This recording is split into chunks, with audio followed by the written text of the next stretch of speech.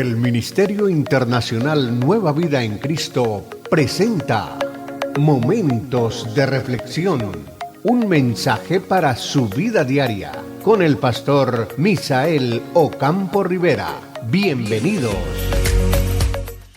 Hola amigos, cordialísimo saludo, bienvenidos a la reflexión en el día de hoy.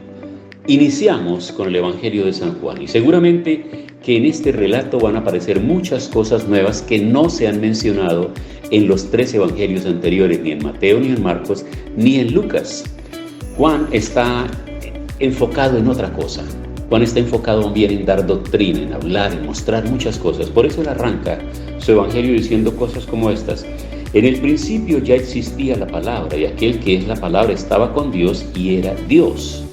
Note que mientras otros evangelistas están ocupados en la tarea de averiguar la genealogía de Jesús para probar su descendencia, que realmente era el Mesías y que tenía esa línea genealógica, Juan entra en materia teológica de una vez y nos está llevando a mostrar, nos está llevando a entender que en el principio ya existía la palabra y que aquel que es la palabra estaba con Dios y era Dios. Él estaba en el principio con Dios, por medio de él Dios hizo todas las cosas y nada de lo que existe fue hecho sin él. Así que en esta parte estamos entrando a entender a Cristo Jesús no como una persona humana, sino como una persona divina. Aquí tenemos que entender perfectamente esto, porque como persona humana tiene nacimiento, tiene fecha de nacimiento y tiene fecha de muerte. Recordemos el nacimiento de la Virgen María, pero recordemos también su muerte y su resurrección. Eso lo data ahí en la Biblia, pero ese es para el Jesús humano. El Jesús divino, el Jesús Dios, el Jesús que forma parte de la Trinidad de Dios, aparece aquí desde el principio, es la palabra, y Él está desde el principio. Él está desde el principio porque Él es Dios, y por medio de Él Dios hace todas las cosas, y nada de lo que existe fue hecho sin Él. Recordemos que en el relato que aparece en Génesis, en el capítulo 1, dice: en el principio dijo Dios, hagamos. La expresión hagamos está en plural, que significa que está dando una orden y está en una reunión y está hablando con más de una persona. En este caso sería la reunión de Dios Padre, Dios Hijo y Dios Espíritu Santo. En Él estaba la vida, y la vida era la luz de la humanidad. Esta luz brilla en las tinieblas y las tinieblas no han podido apagarla. Y hubo un hombre llamado Juan, a quien Dios envió como testigo para que diera testimonio de la luz y para que todos creyeran por lo que él decía. Juan no era la luz, sino uno enviado a dar testimonio de la luz. Recordemos nosotros que ya se explicó por ahí en el Evangelio de Lucas, que primero fue embarazada Elizabeth, que era la madre de Juan el Bautista. Y posteriormente, 6 meses después, entonces está embarazada María y está embarazada de Jesús. Así que esas primas entre sí ahora van a estar en un estado de interés, de embarazo. Están las dos, tienen en su vientre criaturas que van a desarrollar un ministerio extraordinario.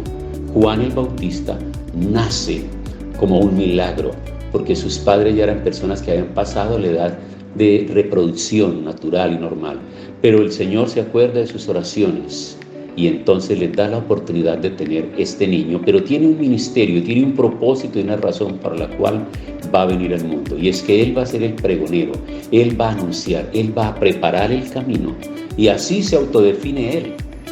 Dice: yo no soy el Mesías, yo soy el que preparo el camino del Mesías. Y fue Juan precisamente quien bautizó a Jesús.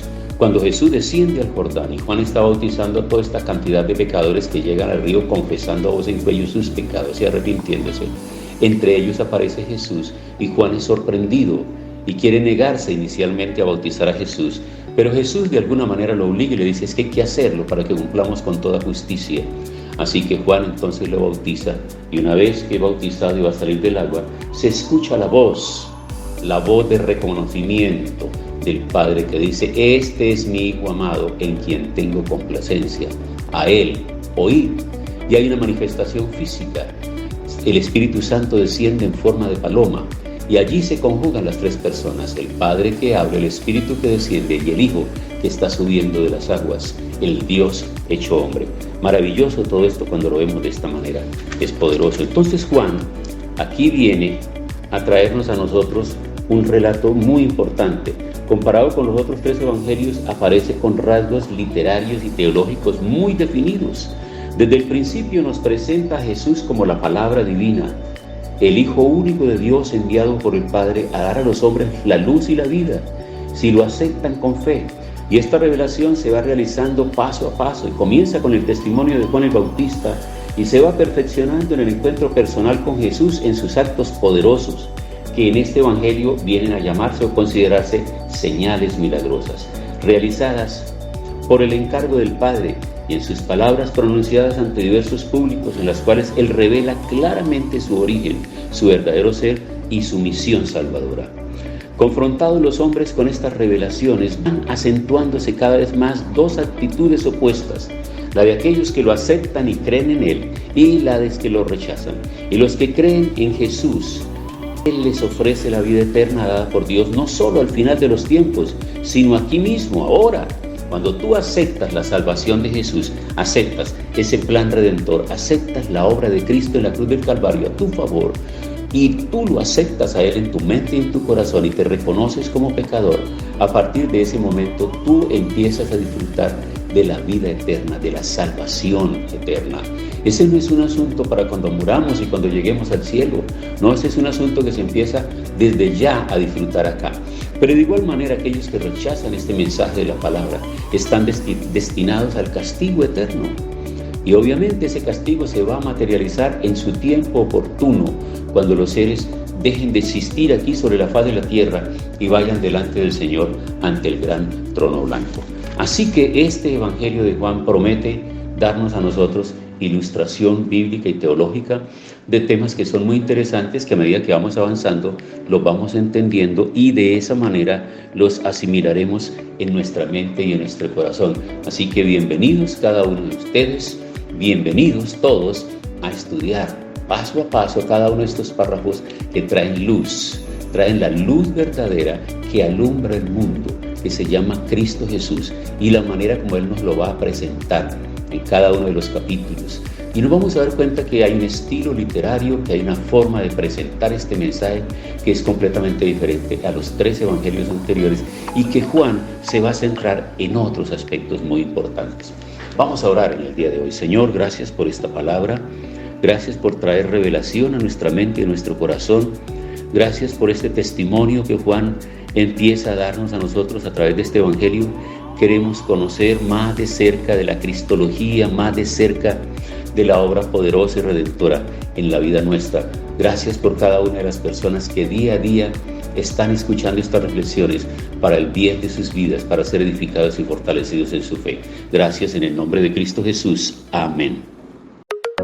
Hemos disfrutado de un gran momento de reflexión con el pastor Misael Ocampo Rivera. Un mensaje lleno de amor, esperanza y felicidad para tu vida. Los invitamos a compartir este mensaje con sus amistades y en sus redes sociales. Búsquenos en YouTube y Facebook como Ministerio Internacional Nueva Vida en Cristo y en Instagram como @MinInternacional Nueva Vida. Momentos de reflexión.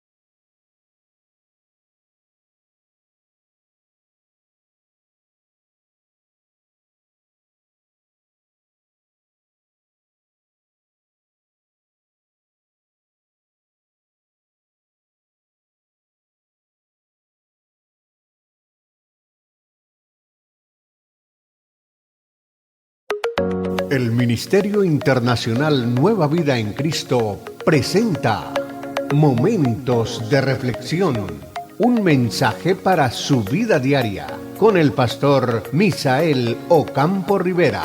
Bienvenidos. Hola amigos, cordialísimo saludo, bienvenidos a la reflexión en el día de hoy. Estamos en el Evangelio de según San Juan, capítulo 1, y vamos para el verso 29 en adelante. Preste atención a esta explicación. Ninguno de los evangelistas anteriores, ni Mateo, ni Marcos, ni Lucas, tiene tanta importancia en su acercamiento y relación con Jesús como lo tiene Juan. Juan ahora nos va a contar a nosotros algo muy interesante del testimonio de Juan el Bautista. No estamos hablando del mismo Juan. Juan el Evangelista está hablando de Juan el Bautista. Y Juan el Bautista va a presentarnos un testimonio. Ya nos contó Juan el escritor, nos contó el interrogatorio al que fue sometido Juan el Bautista cuando llegó la comisión de sacerdotes y levitas procedentes de Jerusalén y enviados por las autoridades judías. Todas las preguntas que le hicieron. Ahora Juan el Bautista, va a contar en sus propias palabras qué fue lo que sucedió. Y Juan el evangelista, Juan el cronista, nos va a describir y nos va a decir esto, que es interesante. Dice: al siguiente día, Juan vio a Jesús que se acercaba a él y dijo: miren, ese es el Cordero de Dios que quita el pecado del mundo. A él me refería yo cuando dije: después de mí viene uno que es más importante que yo, porque existía antes que yo. Yo mismo no sabía quién era, pero he venido bautizando con agua precisamente para que el pueblo de Israel lo conozca. Juan también declaró: he visto al Espíritu Santo bajar del cielo como una paloma y reposar sobre él. Yo todavía no sabía quién era, pero el que me envió a bautizar con agua me dijo: aquel sobre quien veas que el Espíritu Santo baja y reposa es el que bautiza con el Espíritu Santo. Yo ya lo he visto y soy testigo de que es el Hijo de Dios. Tremendo testimonio que nos relata Juan el cronista aquí, respecto de las palabras, de la experiencia y del testimonio de Juan el Bautista. Recordemos que les estaba explicando en reflexiones anteriores que Juan el Bautista y Jesús eran familiares entre sí, eran primos y se llevaban más o menos unos 6 meses de diferencia en edad. Juan el Bautista era mayor que Jesús. Pero aquí hay un dato interesante que él dice que él no lo conocía. Yo todavía no sabía quién era, pero el que me envió a bautizar con agua me dijo: aquel sobre quien veas que el Espíritu Santo baja y reposa es el que bautiza con el Espíritu Santo. Es decir, que el bautismo que Juan el Bautista está ofreciendo a las multitudes que están llegando presurosas y corriendo hasta el río Jordán, convencidos de sus pecados y con deseo de cambiar, y frente al discurso desafiante que él les hacía de hacer frutos dignos de arrepentimiento, las multitudes seguían llegando y él los bautizaba en agua. Pero él reconocía que venía alguien, pero no sabía todavía quién era, no le había sido revelado. Es interesante, ¿eh? Es interesante que esto no se manejó a nivel de familia como un secreto divino, que había que hacerlo circular ahí entre la familia y decir que es que aquí está el que viene del cielo y este es el que va a salvar y este es el que va a hacer que la humanidad tenga esperanza de salvación. No, llega un momento cuando ya son adultos, están ejerciendo el ministerio. Juan está arrancando como ese gran profeta, está llevando el mensaje por las regiones, mensaje de arrepentimiento, y las gentes están yendo a bautizarse en señal de arrepentimiento, no en cambio de religión, sino de arrepentimiento, porque a veces la gente cambia de religión como cambiar de ropa, pero no hay cambio de vida, no hay arrepentimiento, no hay un estilo de vida diferente, no hay algo que realmente impacte a los demás, que conmueva a los demás por ese cambio de vida, no. Pero estas personas que estaban siguiendo a Juan estaban experimentando este bautismo. Así que Jesús ahora aprovecha, está la multitud, y en medio de la multitud él ve a alguien y tiene una visión y ve que desciende sobre ese alguien que viene, que es el Cordero de Dios, que es Jesús, que desciende el Espíritu Santo sobre él. Y ahí es cuando él le es revelado, cuando él queda completamente convencido y persuadido que viene hacia él aquel del cual él había estado predicando y pregonando, que detrás de él vendría alguien que él mismo no sería digno ni siquiera de desatar la correa del calzado de Jesús. Extraordinario, ¿verdad? Por eso dice, miren, este es el Cordero de Dios que quita el pecado del mundo. A él me refería yo cuando dije, después de mí viene uno que es más importante que yo, porque existía antes que yo.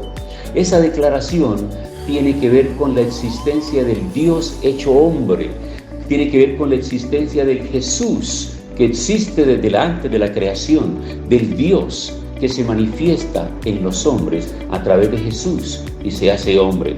Por eso dice que existía antes que yo, porque si lo tomásemos en el sentido literario humano, pues primero nació Juan y luego nació Jesús, hablando en términos de nacimientos humanos y de niños. Pero él no está hablando de un nacimiento humano, él está hablando de una preexistencia de Jesús, como el Dios, como el verbo que dice en el capítulo 1, ese principio, los primeros versículos, en el principio era el verbo y el verbo era con Dios y el verbo era Dios, es decir, era la palabra, esa palabra expresada, esa palabra manifestada que existía desde la eternidad. Así que también Juan declara entonces que esa manifestación del Espíritu Santo que bajó del cielo como una paloma y reposó sobre Jesús es lo que le trae la revelación y la convicción a él, que está frente al Mesías y por lo tanto él tiene que obedecer al pedido de Jesús de bautizarse. Pues claro que es una contradicción muy grande para Juan, porque Juan está bautizando pecadores arrepentidos y Jesús no es ningún pecador. Entonces, ¿por qué viene a mí? Podría pensar Juan. ¿Por qué viene a mí para que yo lo bautice?